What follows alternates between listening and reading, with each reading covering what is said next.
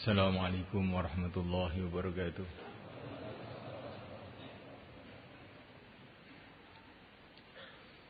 Innal hamdalillah nasta'inuhu wa nastaghfiruhu wa nu'minu bihi wa natawakkalu 'alayhi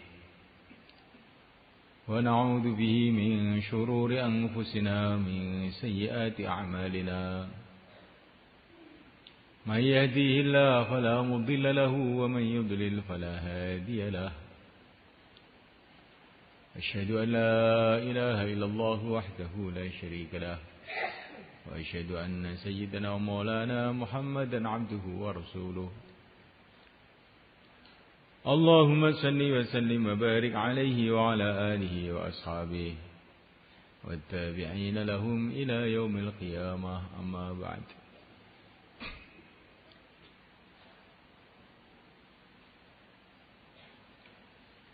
Hadirin yang dimuliakan,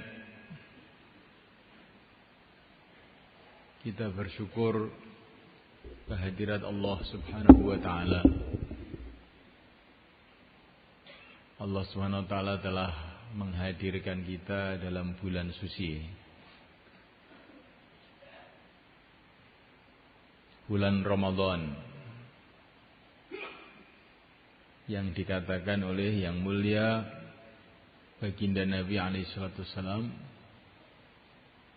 sebagai syahrun mubarak, bulan yang diberkati oleh Allah.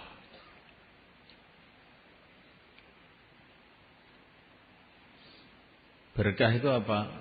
Berkah itu adalah kebaikan-kebaikan yang tidak disangka-sangka,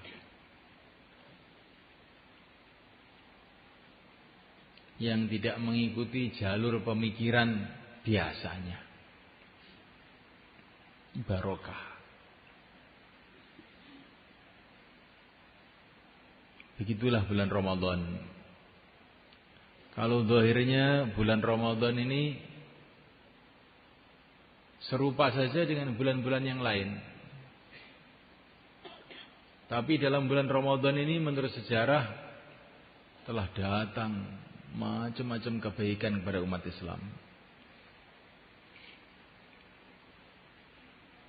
Bulan Ramadan ini adalah bulan hidayah.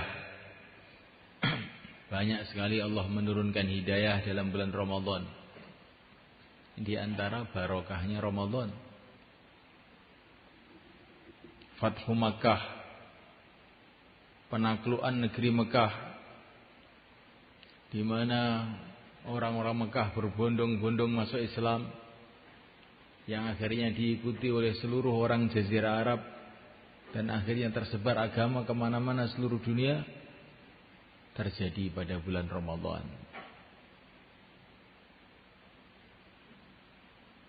Perang Badar tahun 2 Hijrah, di mana Allah telah mendatangkan macam-macam pertolongan, sehingga akibatnya banyak sekali orang kafir yang berbondong-bondong masuk Islam, termasuk orang Madinah, terjadi pada bulan Ramadan juga.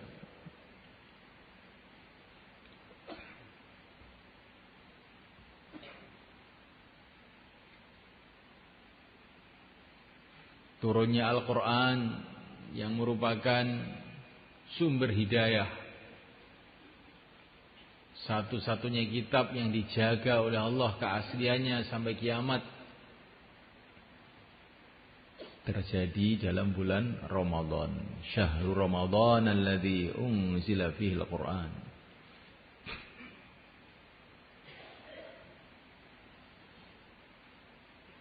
Banyak sekali pertolongan-pertolongan Allah datang kepada umat Islam pada bulan Ramadan. Memuliakan Allah Subhanahu wa taala. Ini kalau data sejarah. Belum lagi berita-berita gaib dari yang mulia Nabi Agung Muhammad sallallahu alaihi wasallam, bahwa dalam Ramadan ini amalan-amalan kebaikan dilipat gandakan pahalanya. Amalan-amalan sunnah dihitung seperti amalan wajib. Amalan wajib dihitung 70 kali ganda. Amal-amal sunnah dihitung seperti amal wajib. Ini perkara besar. Amal sunnah ini walaupun beribu-ribu kali tidak bisa menyamai satu amalan wajib. Tapi dalam bulan Ramadan seluruh amal sunnah dihitung seperti amal wajib.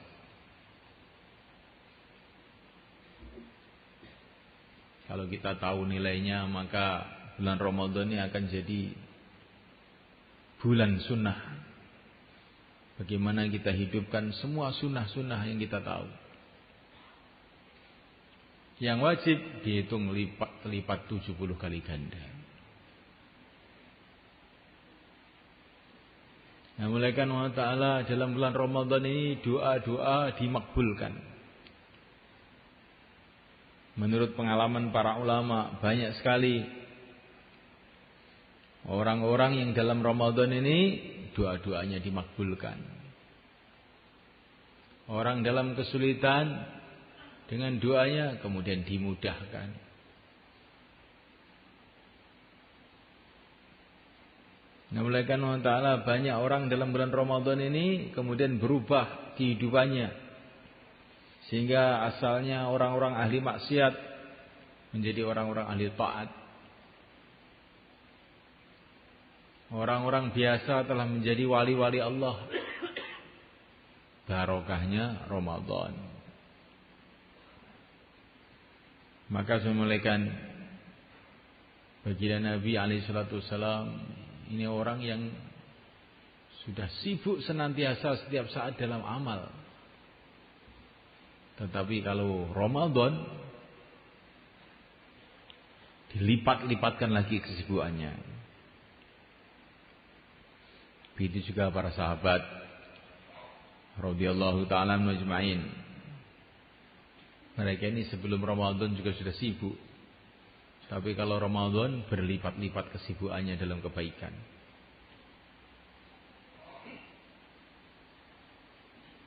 Masjid-masjid pada bulan Ramadan penuh dengan amalan-amalan. Lampu-lampu ditambah di masjid-masjid. Karena malam semalam suntuk itu tidak ada henti-hentinya orang beramal di masjid-masjid.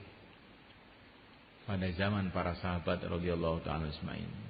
Terutama setelah zaman Sayyidina Umar, tambah ramai lagi karena orang Islam tambah banyak sekali.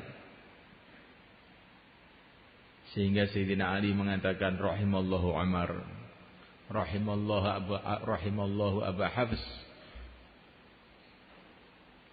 ammarallahu masajidana, Allahu ammir kuburahu bin nur.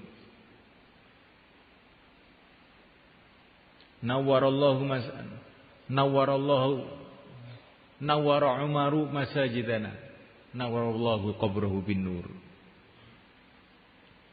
Semoga Allah menerangi kuburnya Umar dengan cahaya, karena dia telah membuat masjid-masjid terang benderang dalam bulan Ramadan ini. Di Ramadan ini bulan yang barokah. Di barokah bagi siapa? Bagi yang memperhatikan bulan Ramadan. Hujan ini barokah bagi orang yang mau menanam padi, bagi orang yang mau memanfaatkan hujan. Tapi kalau orang tidak mau memanfaatkan hujan, ya barokahnya jadi sedikit. Bahkan bisa-bisa hujan itu mendatangkan banjir, rumahnya ambruk. Begitu juga bulan yang suci ini. Kalau kita perhatikan akan datang macam-macam kebaikan. Tapi kalau kita sepelekan, kita rendahkan, bisa-bisa bulan yang suci justru jadi malapetaka buat kita.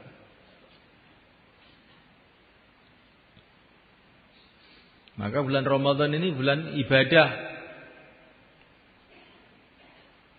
Kita tingkatkan ibadah kita. dengan puasa, dengan zikrullah, dengan baca Quran, dengan sholat tarawih. Minimal sholat tarawih itu 20 rakaat.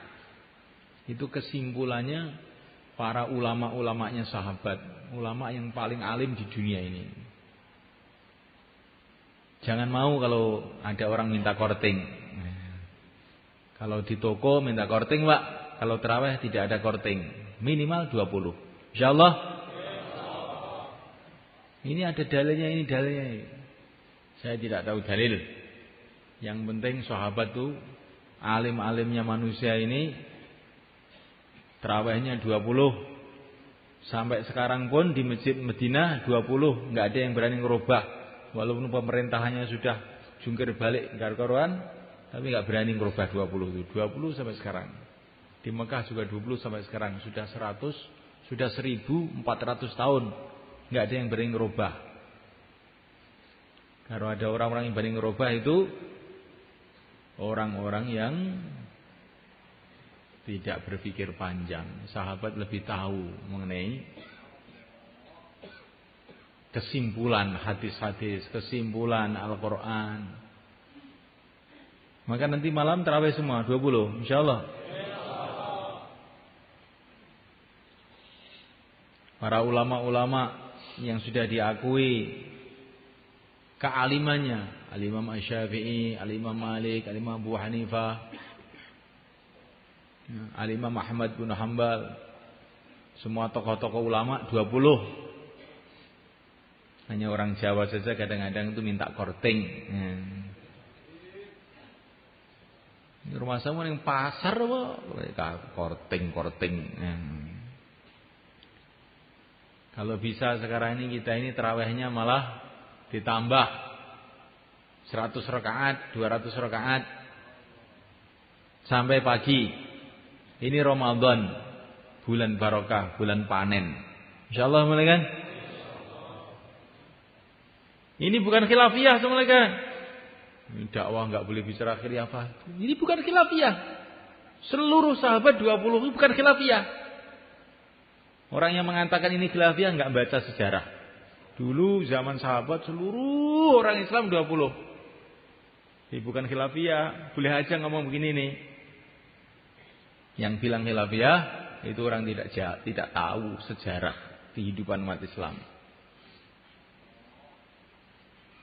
Khilafiyah itu ngitungnya bukan sekarang, zaman dulu. Kalau sekarang ini khilafiyahnya banyak, ada yang sholat, ada yang enggak sholat. Ada yang subuh jam 5, ada yang jam 8. Nah, kalau khilafiyah ngikuti orang sekarang rusak jagatnya.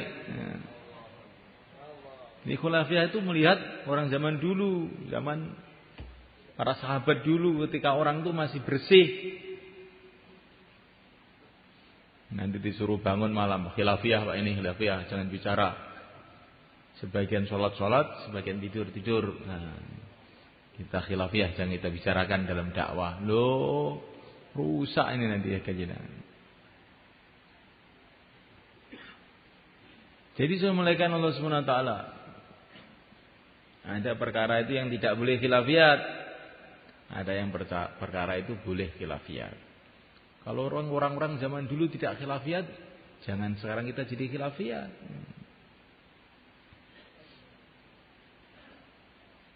Ini sudah mufakat di Indonesia. Kalau berjalan di jalan ambil kiri. Wah, ini masalah khilafiyat. Wah, ini kalau di tempat lain, negara lain itu kanan kok. Iya, kamu coba aja nanti kan tuabrakan. Ini di Indonesia urusan jalan di kiri itu bukan khilafiyat. Jadi semuanya Allah Subhanahu wa taala. Ini bulan mubarak, bulan yang diberkati.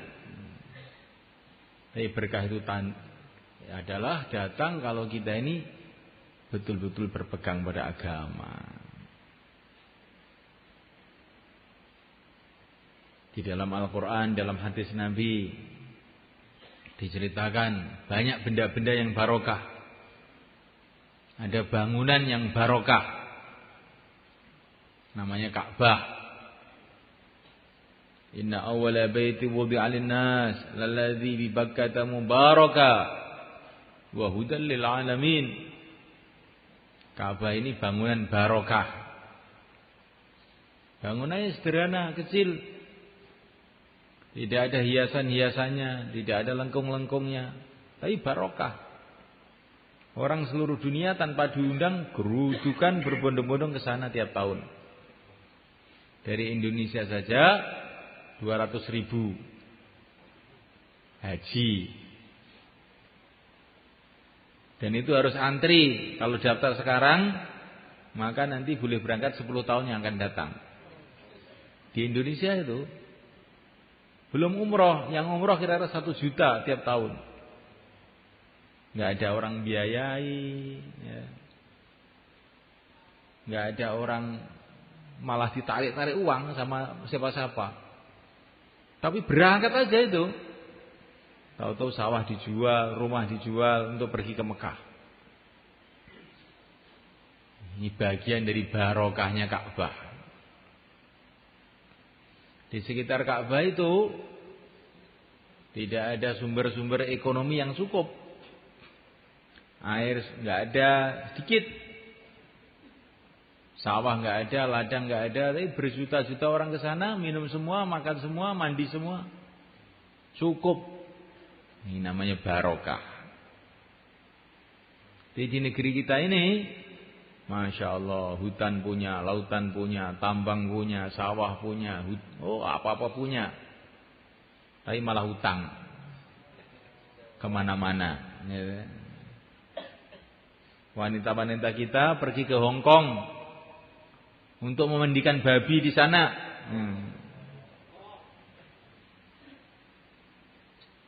Padahal Hong Kong itu negeri kecil yang nggak punya apa-apa. Ini Indonesia negeri besar. Ini termasuk kurang barokah ini malaikat. Namanya kurang barokah.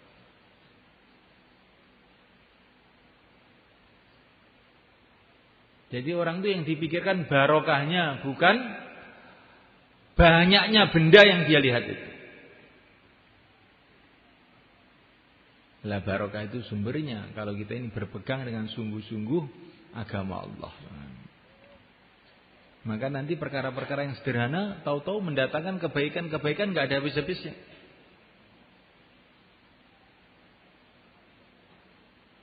Bangunan barokah. Maka nanti masjid kita kalau sudah barokah jadi kayak Ka'bah itu semua. Orang itu datang terus rame aja masjid. Masjid kok sepi, nggak ada orangnya, bagaimana ini? Kurang barokah ini kelihatannya. Kenapa kurang barokah? Amalan-amalan yang mendatangkan barokah tidak kita jaga. Itulah amalan Rasulullah SAW.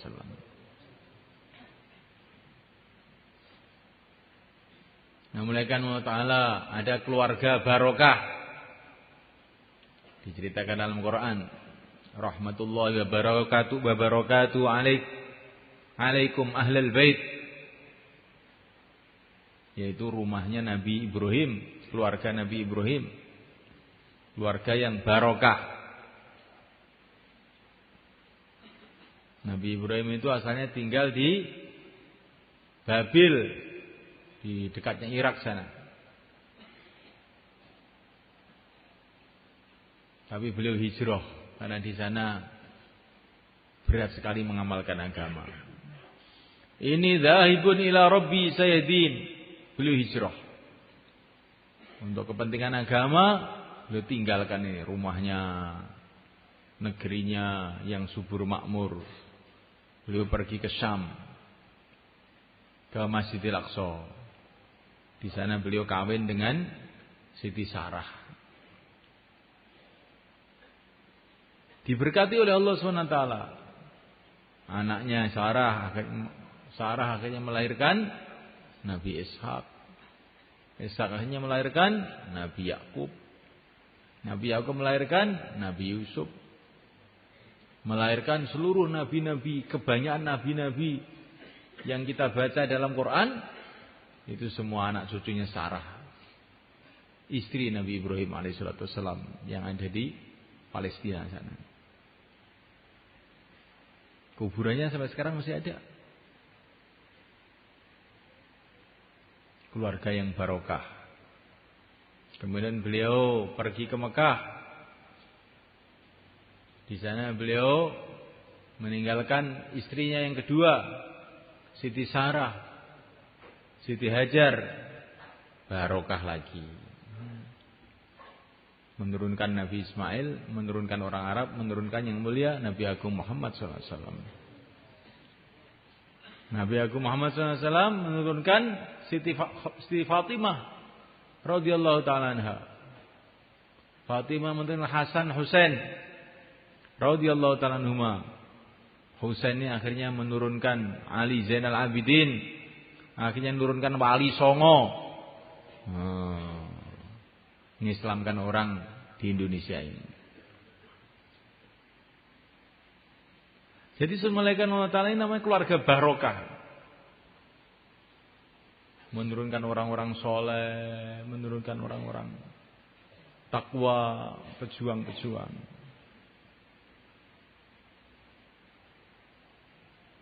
Ada ilmu yang barokah. Ada ilmu yang kurang barokah. Ilmunya Al-Imam Al-Bukhari. Pertama itu sahabat dulu. Ilmunya Abu Hurairah radhiyallahu ta'ala anhu. Abu Hurairah itu semula kan tidak pernah nulis. Beliau tidak bisa nulis. Tapi ilmunya itu dibaca orang sampai sekarang. Ini barokah. Tidak bisa nulis, tidak punya percetakan, tidak punya apa-apa. Tapi ilmunya diberkati sehingga 1400 tahun ilmunya masih dibaca orang sampai sekarang. Ini namanya ilmu yang barokah. Dulu Abu Hurairah ketika masih muda, semulaikan ada di Masjid Nabawi. Ya. Kelaparan. Kalau sholat ambruk kelaparan. Tapi beliau nekat saja, bukan terus kelihatannya ikut Nabi kok susah begini, nggak ada makanan. Sudah saya tak kerja aja. Tidak, beliau nekat saja di Masjid Nabawi itu. Demi cintanya kepada Rasulullah SAW, cintanya kepada agama Allah. Akhirnya ilmunya dibarokai oleh Allah. 1400 tahun masih dibaca semua orang, seluruh ulama di seluruh dunia.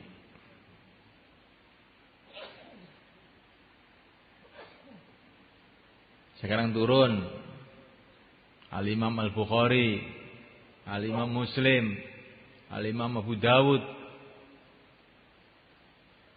Ini orang-orang biasa juga. Tapi Allah memberkati ilmunya sehingga akhirnya dipelajari di pesantren-pesantren, di madrasah-madrasah seluruh dunia. Al-Imam Asy-Syafi'i, Al-Imam Malik, Al-Imam Abu Hanifah. Ada apanya itu kok ilmunya jadi tersebar seluruh dunia itu? Beliau tidak punya kekuasaan, beliau tidak punya apa-apa, tidak ada uang untuk menyebarkan ilmunya. Tapi Allah Subhanahu wa ta'ala telah memberkahi ilmunya. Karena apa ini? Karena takwa. Ta'aluknya hatinya kepada Allah, berpegangnya dengan agama. Satu hari ketika masih kecil, Al-Imam Ahmad bin Hanbal itu semalakan bersama santri-santri yang lain berjalan kaki mencari ilmu. Di tengah perjalanan ketemu sungai. Maka sewenangnya teman-temannya langsung terjun ke sungai pada mandi. Nah, bajunya disepoti, ya, namanya anak-anak kecil. Nah. Tapi Muhammad mandi bajunya nggak disepot, sarungnya nggak disepot. Beliau teringat hadis Nabi, kalau kamu mandi sarungnya jangan disepot. Ini hadis ini ada di Tirmidzi. Di teman-temannya itu seenaknya sendiri, beliau tidak seenaknya. Enggak disemprot sarungnya kalau mandi. Setelah itu malam hari beliau itu mimpi. Ada malaikat kasih tahu dia, Ahmad, karena kamu menjaga sunnah Nabi yang telah kamu pelajari, Allah akan mengangkat derajat kamu, memberkati ilmu kamu. Maka Imam Ahmad ini mungkin satu-satunya orang di dunia yang hafal 1.000.000 hadis. Gimana itu ngapal 1.000.000 hadis itu? Satu hadis saja kita lupa-lupa terus saja.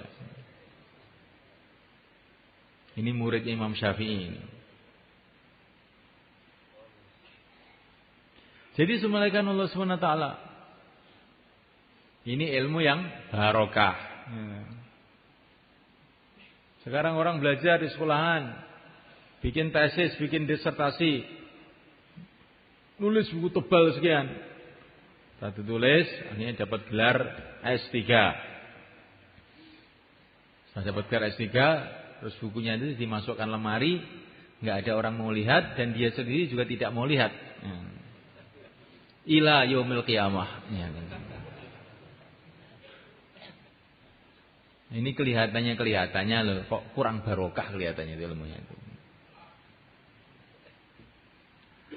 Nah, mulaikan Allah Subhanahu wa taala. Jadi ada bangunan barokah, ada keluarga barokah, ada ilmu barokah, ada dakwah barokah. Dakwahnya Rasulullah SAW. Dan di akhir zaman ini saya lihat termasuk dakwah barokah itu dakwahnya Syekh Muhammad Ilyas. Awal-awalnya itu semuanya kan kelihatannya sangat sederhana itu usahanya Syekh Ilyas itu. Beliau berpikir, menangis, risau bagaimana umat ini kembali kepada agama. Sampai beliau ini diceritakan iktikaf di Masjid Madinah itu 8 bulan. Iktikaf baca nangis, ya Allah, apa yang harus saya buat ini supaya umat ini kembali kepada agama. Bisa Ilyas itu mau dakwah ini bukan enak gitu aja. Beliau ini mikir, beliau ini nangis berbulan-bulan bahkan bertahun-tahun. Iktikaf di Masjid Nabawi itu akhirnya beliau dapat mimpi Rasulullah. Dan mimpi Rasulullah itu dikatakan dalam hadis hak. Rasulullah itu mengatakan kepada Syekh Ilyas, kamu mulai seperti saya mulai dulu. Kamu mulai seperti saya dulu mulai. Maka saya itu terkejut. Bagaimana ini? Saya mulailah seperti saya dulu mulai. Nah, beliau ini orang ahli hadis, ahli sejarah. Beliau paham bagaimana dulu Nabi memulai kerja. Nah, oleh karena Allah Subhanahu wa taala, maka beliau datang ke ulama-ulama kemana-mana itu. Saya kok mimpi begini bagaimana? Apa ya mampu saya itu memulai seperti Rasulullah memulai itu, apa ya mampu? Jangan bilang begitu, kata seorang ulama. Itu kan perintah Rasulullah untuk kamu dalam mimpi itu. Kamu tuh diperintah menunjukkan Allah akan nolong kamu. Gitu aja. Husnudzon aja. Begitu ya? Iya. Langsung saya kasih semangat. Ini sudah yang nyuruh Rasulullah. Ya, bismillah. Mulailah beliau bergerak, akhirnya terbentuk jamaah 3 hari. 80 tahun yang lalu, 90 tahun yang lalu. Sudah lama ini jamaah 3 hari. Ketika jamaah 3 hari terbentuk, maka Syekh Ilyas itu mengatakan, London jebol, katanya beliau. Maka orang-orang tuh yang sekitar saya itu tertawa. London jebol bagaimana? Pokoknya ini barokahnya jamaah 3 hari ini akan tersebar agama kemana-mana. Saya yakin. Nah, katanya saya lihat dulu. Saya lihat bukan melihat zahirnya. Kalau dilihat zahirnya jamaah 3 hari apa sih? Mana lebih hebat jamaah 3 hari apa pertemuan besar di lapangan 100.000 orang dihadiri presiden, jenderal, petak semua datang. Nah. Dimasukkan internet, radio, RRI, televisi, disentrom dari segala arah. Nah. Jamaah 3 hari apa? Tapi ini 3 hari ini barokah. Karena didasari atas ketaatan kepada Allah dan Rasulnya. Keikhlasan semata-mata karena Allah. Ternyata setelah sekian lama, jamaah 3 hari itu sampai di Temboro, sampai di Jakarta, sampai di rumah kamu, sehingga kamu datang ke sini. Ini hasil jamaah 3 hari 90 tahun yang lalu tuh. Tapi jamaahnya ini barokah. Karena sungguh-sungguh mereka. Di antara kesungguhannya itu jamaah 3 hari 90 tahun yang lalu itu, menurut pandangan saya ini, itu nggak ada yang bawa HP, nggak ada.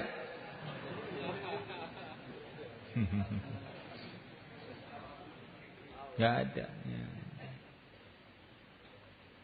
Seumama barokah itu dalam HP, Rasulullah akan dikasih HP 1 truk. Apa Allah tidak berkuasa memberi HP Rasulullah? Kuasa enggak? Nah, berarti HP itu bukan termasuk asbab barokah. Yaitu asbab ngelamun. Mau 4 bulan, gara-gara telepon istrinya harus pulang. Itulah HP. Di masjid tapi yang dipikir dunia.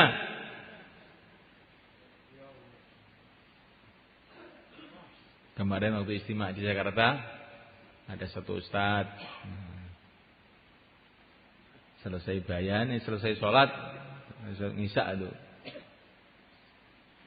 Pegang HP, tek. Maka saya tegur, Ustaz. Oh, Ustaz kok pegang HP? Itu apa? Saya bilang gitu. Maka Ustaz ini mengatakan, Pak Kiai, kalau dai itu habis sholat pegang HP. Nah, kalau ahli ibadah habis sholat pegang tasbih. Oh, begitu ya? Iya. Kalau kamu bunyi sekali lagi tak dudul perut kamu, saya bilang gitu. Ayo bunyi lagi, saya bilang gitu. Sudah ghaflah lalai kok pakai dalil juga. Jadi Assalamualaikum warahmatullahi wabarakatuh. Kita bukan hanya dakwah, tapi bagaimana dakwah yang barokah. Hatinya ta'alluq kepada Allah. Man yuti'illah wa rasul wa yakhshallah wa yattaqhi faulaika humul faizun. Barang siapa taat kepada Allah, zahirnya itu taat. Hatinya wa yakhshallah, hatinya dipenuhi dengan takut kepada Allah. Wa yattaqhi, takwa. Takwa itu maksudnya amal agama itu dengan sungguh-sungguh, dengan teliti, hati-hati. Bukan sak melaku nih, sak jalan-jalannya, bukan begitu. Itu bukan takwa. Takwa itu amal dengan sungguh-sungguh, dengan teliti. Hatinya dipenuhi dengan takut kepada Allah. Faulaika humul faizun, mereka inilah orang-orang yang sukses.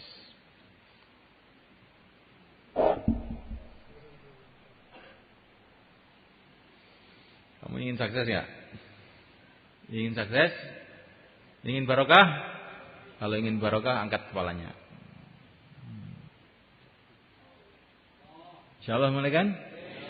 Jadi apa-apa itu yang dipikirkan barokah.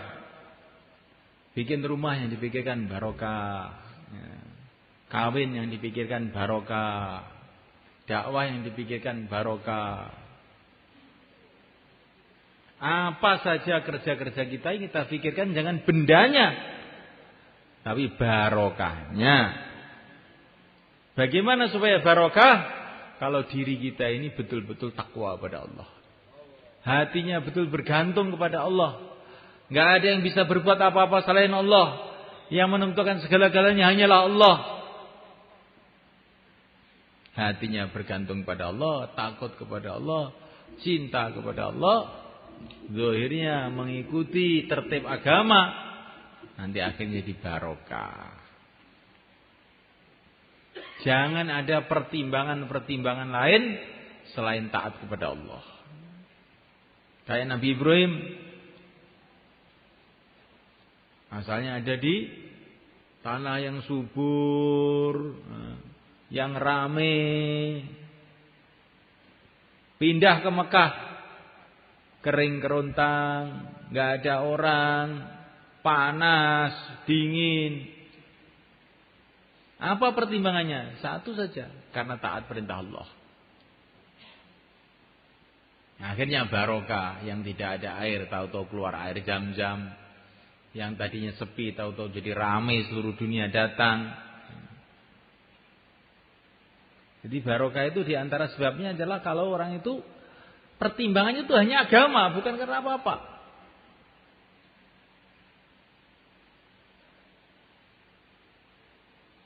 Maka semulaikan Allah Ta'ala, ada orang yang kerjanya menjaga kebun, namanya Mubarak.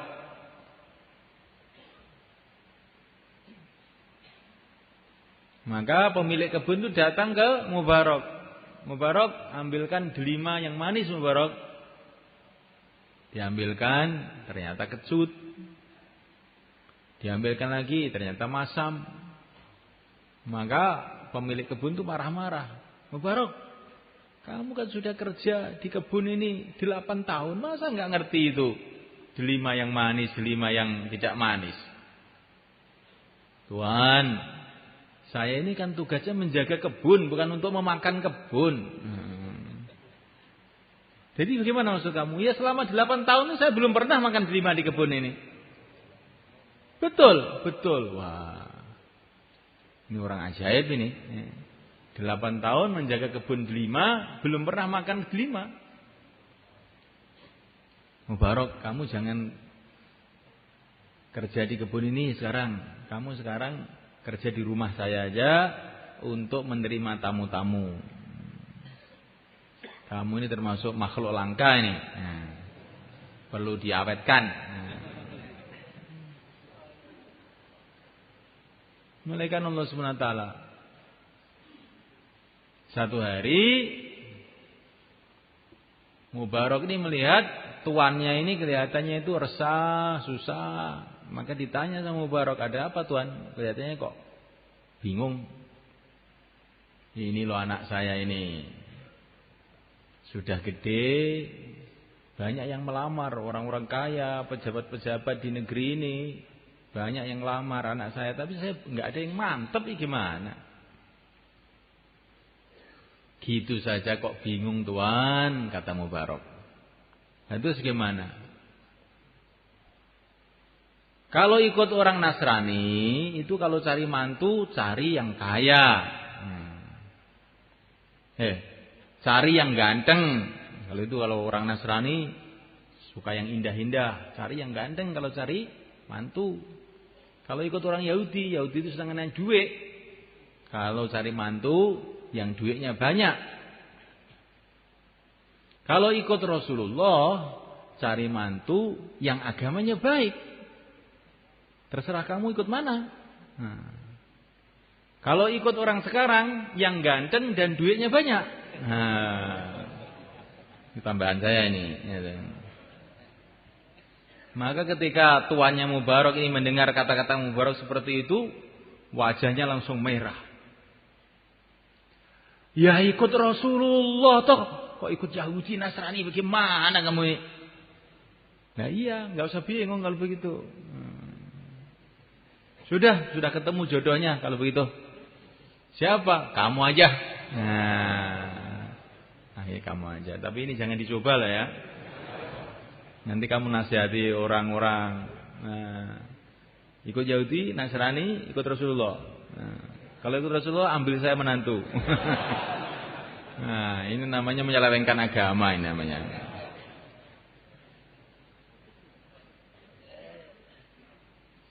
Akhirnya diambillah Mubarak jadi mantunya.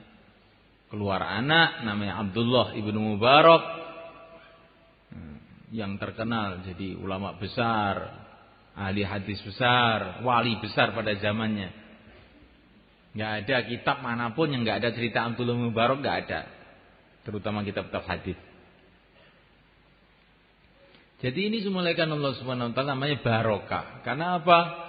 Pertimbangannya hanya karena agama. Nggak ada pertimbangan yang lain-lain. Maka kita ini belajar dalam Ramadan ini.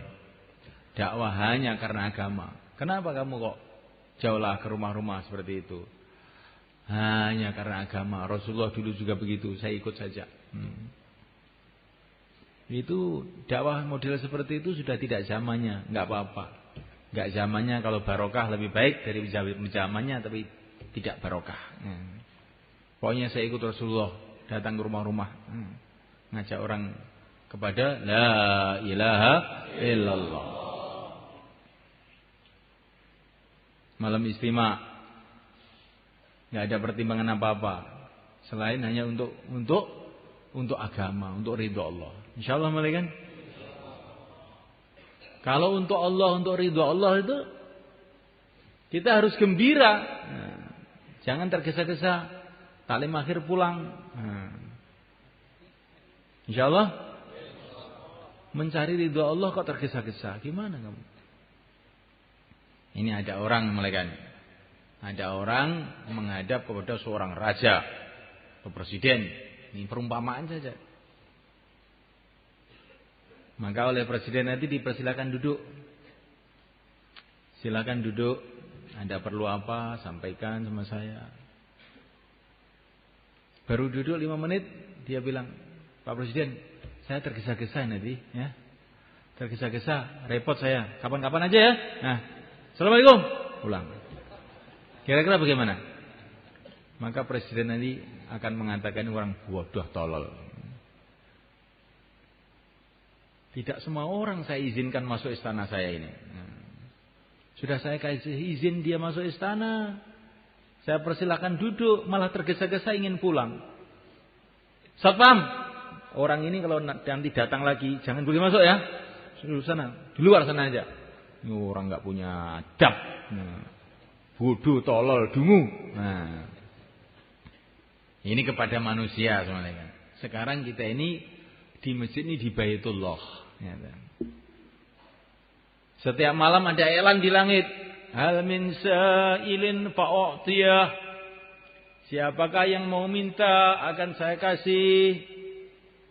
Ini Allah SWT menyuruh para malaikat untuk masih iklan. Siapa yang mau minta akan saya kasih. Kemudian kita, saya tergesa-gesa ini. Saya mau pulang. Ini namanya orang bodoh apa tolol sebenarnya.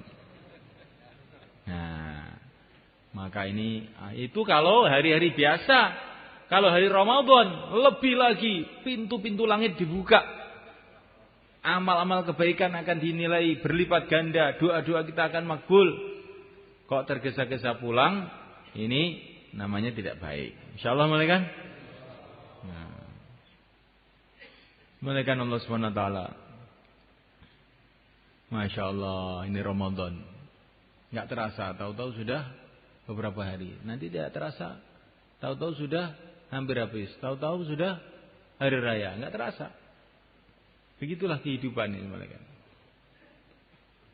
Ngerti-ngerti sudah 40 tahun, ngerti sudah 50 tahun, ngerti sudah 60. Ngerti-ngerti sudah dekat kuburan.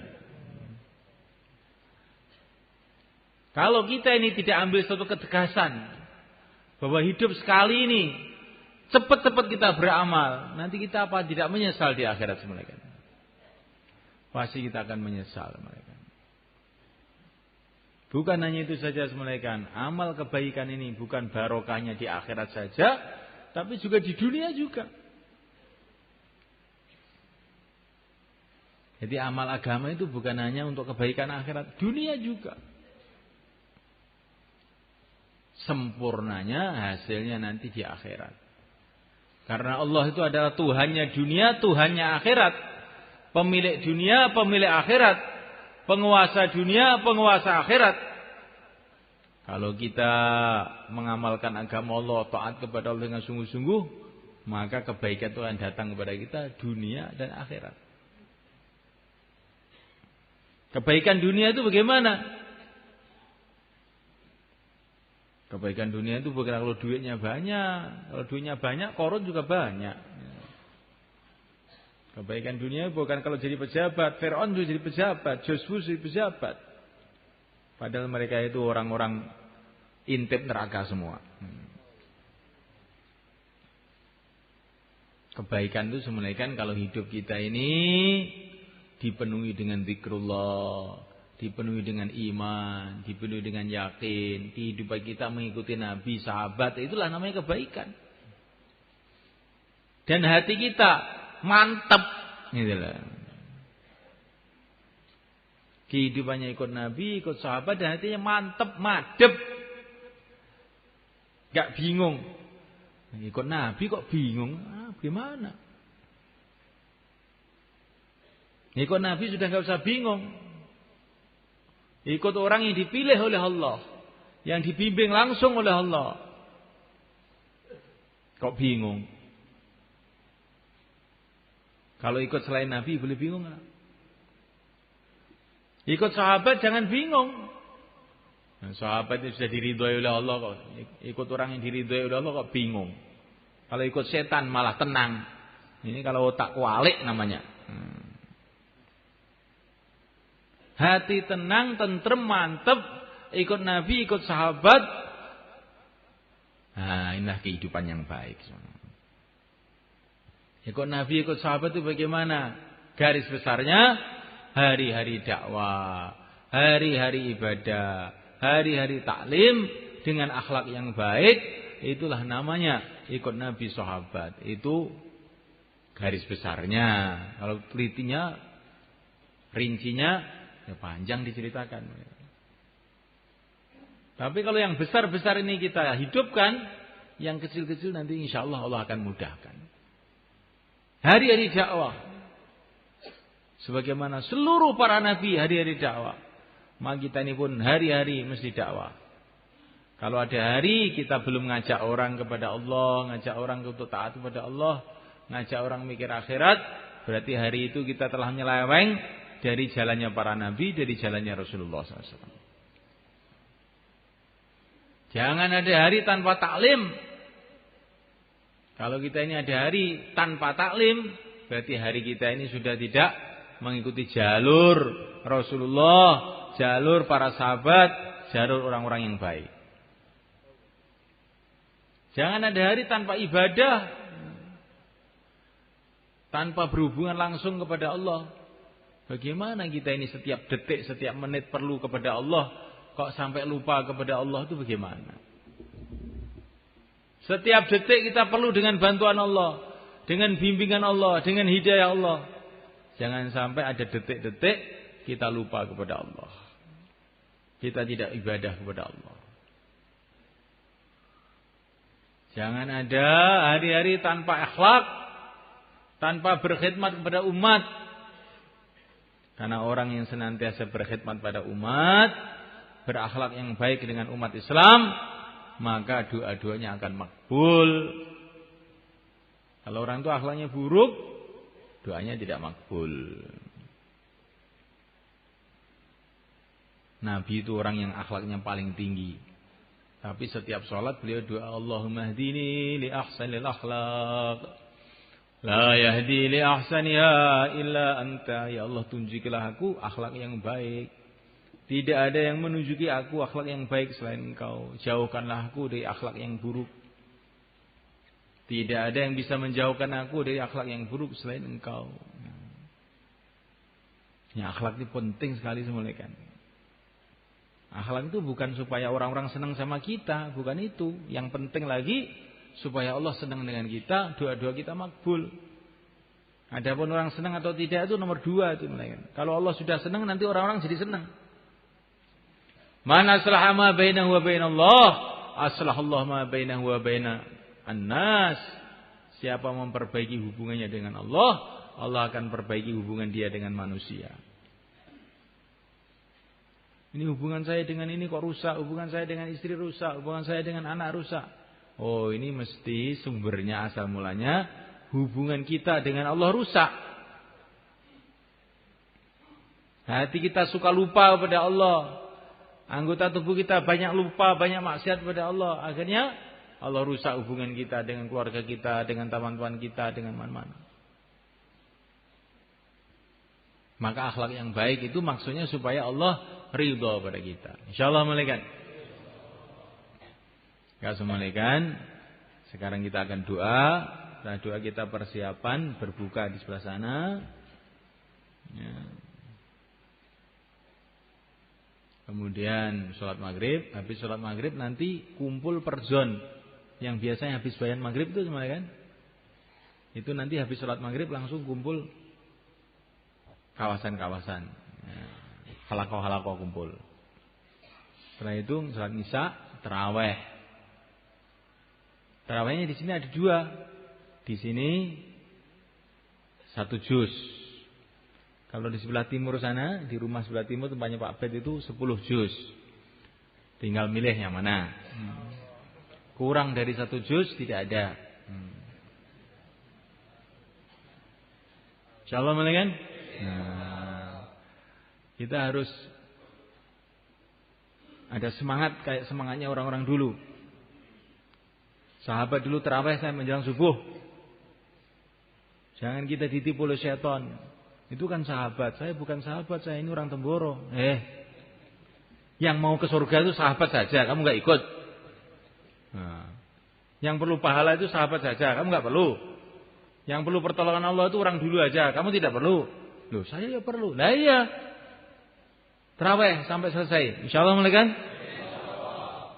Insyaallah. Tarawih taklim akhir. Setelah taklim akhir itu ustaz-ustaz yang biasanya di depan itu kumpul. Terus i'tikaf. Setelah i'tikaf jam 1 tahajud. Insyaallah malaikat. Jam 3 sahur.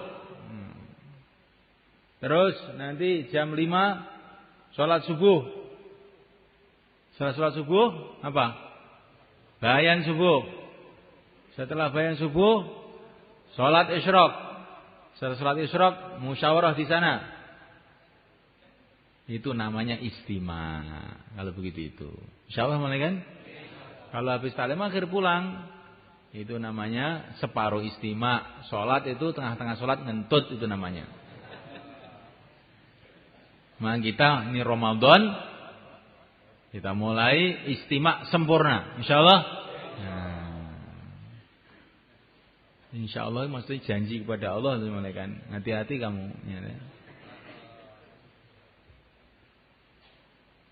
Ini sebelum itu semua malaikat, supaya Ramadan kita ini lebih barokah, lebih bernilai, maka yang mau keluar waktu Ramadan ini 4 bulan, 40 hari, berapa hari saja silakan beri ke selatan. Monggo.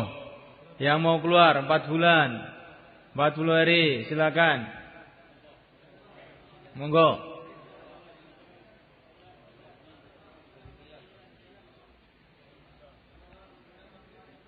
Biar Ramadan kita bulan barokah. Nah, kita perhatikan Ramadan kita dengan keluar jalan Allah. Ini yang terbaik, paling mudah.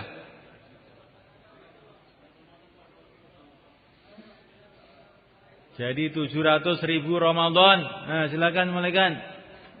700.000 Ramadan. Silakan.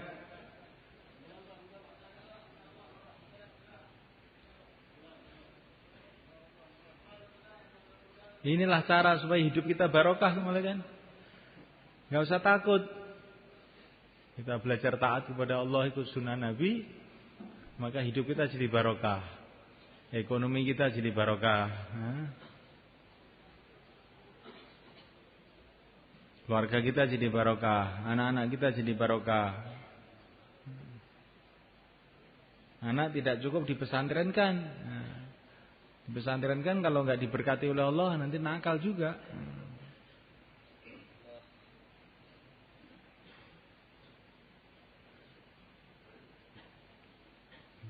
Insyaallah kita akan doa semua. Allahumma shalli wa sallim barik ala sayyidina Muhammad wa ala ali sayyidina Muhammad. Wa radhiyallahu ta'ala an kulli ashabi Rasulillah ajma'in. Alhamdulillahirabbil alamin. Alhamdulillahirabbil alamin. La ilaha illallah al-azimul halim. La ilaha illallah al-halimul karim. Subhanallah rabbul arsyil azim. Alhamdulillahirabbil alamin. Nas'aluka mujibati rahmatik wa azaima maghfiratik. والسلامة من كل ذنب والغنيمة من كل بر لا تدع لنا ذنبا إلا غفرته ولا هما إلا فرجته ولا عسيرا إلا يسرته ولا ضالا إلا هديته ولا مبتلا إلا عافيته ولا مريضا إلا شفيته ولا عدوا إلا كفيتنا شره ولا حاضرا إلا توليت أمره ولا حاجة من حوائج الدنيا والآخرة لك في رضا لنا فيها صلاة إلا أن تنال قضائها ayasarta wa najataha birahmatika ya arhamar rahimin. Ya Allah ampunilah kami ya Allah. Ya Allah ampunilah kami ya Allah. Ya Allah ampunilah kami ya Allah. Ampunilah kedua orang tua kami ya Allah. Ampunilah ahli keluarga kami ya Allah. Ampunilah teman-teman perjuangan kami ya Allah. Ampunilah umat Islam di seluruh alam ya Allah. Ampunilah umat Islam di seluruh alam ya Allah. Janganlah Engkau hancurkan umat ini ya Allah, karena dosa-dosa mereka ya Allah. Ampunilah ya Allah, berikanlah hidayah kepada mereka ya Allah, tuntunlah mereka ya Allah menuju ridha-Mu ya Allah. Satukanlah hati umat Islam di seluruh alam, satukanlah hati umat Islam di seluruh alam ya Allah. Berikanlah kepada mereka ya Allah pimpinan-pimpinan yang adil, pimpinan-pimpinan yang baik ya Allah. Berikanlah kepada mereka ya Allah pimpinan-pimpinan yang baik ya Allah. Ya Allah umat Islam ya Allah, pandanglah mereka dengan kasih sayang-Mu ya Allah. Tuntunkanlah mereka ya Allah. Satukanlah hati mereka ya Allah. Satukanlah fikir mereka ya Allah, untuk kerjasama menghidupkan agama-Mu, menyebarkan agama-Mu di seluruh alam. Ya Allah mudahkanlah urusan-urusan kami. Ya Allah selesaikanlah masalah-masalah kami. Ya Allah berkatilah ya Allah semua urusan-urusan kami, urusan dunia kami, urusan agama kami ya Allah.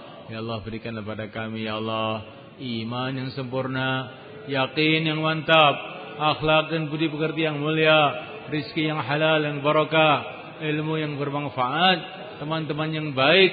Ya Allah, ya Allah, ya Allah, jadikanlah Ramadan kami ini ya Allah pembuka kebaikan ya Allah, untuk diri kami, keluarga kami, untuk seluruh umat Islam di seluruh alam ya Allah. Jadikanlah Ramadan kami ini ya Allah pembuka barakah, pembuka kebaikan, pembuka hidayah untuk seluruh umat Islam di seluruh alam ya Allah. Naikkanlah usaha agama ini ya Allah. Naikkanlah usaha agama ini ya Allah. Kokohkanlah usaha agama ini ya Allah. Terimalah usaha agama ini ya Allah. Berkatilah usaha agama ini ya Allah. Jadikanlah usaha agama ini ya Allah asbab hidayat seluruh alam ya Allah. Ya Allah berikanlah kepada kami, ahli keluarga kami, santri-santri kami, teman-teman perjuangan kami, umat Islam seluruh alam, kesabaran, ketabahan, keikhlasan, istiqamah dan kemudahan dalam ridha-Mu, dalam agama-Mu, dalam menyebarkan agama-Mu di seluruh alam ya Allah. Ya Allah, ya Allah, ya Allah, turunkan hidayah di seluruh alam, mudahkanlah hidayah di seluruh alam ya Allah. Ya Allah usaha-usaha yang ingin menghancurkan umat ini ya Allah, hancurkan usaha-usaha itu ya Allah. Hancurkan usaha-usaha ya Allah yang ingin menghancurkan umat ini ya Allah, yang ingin menghancurkan masjid-masjid-Mu ya Allah, ingin menghancurkan agama-Mu ya Allah. Hancurkan usaha-usaha kufar, usaha-usaha munafiqin, usaha-usaha mulhidin, usaha-usaha ahlul batil yang ingin merusakkan umat ini ya Allah. Ya Allah tolonglah umat Islam ya Allah. Tolonglah umat Islam ya Allah. Tolonglah umat Islam ya Allah. Tolonglah umat Islam ya Allah dalam bulan suci Ramadan ini ya Allah, sebagaimana Engkau telah menolong ahli Badar, sebagaimana Engkau telah menolong ahli Makkah dalam Ramadan yang mulia ini ya Allah. Ya Allah turunkan hidayah-Mu, rahmat-Mu, barakah-Mu ya Allah. Selesaikan masalah-masalah kami ya Allah.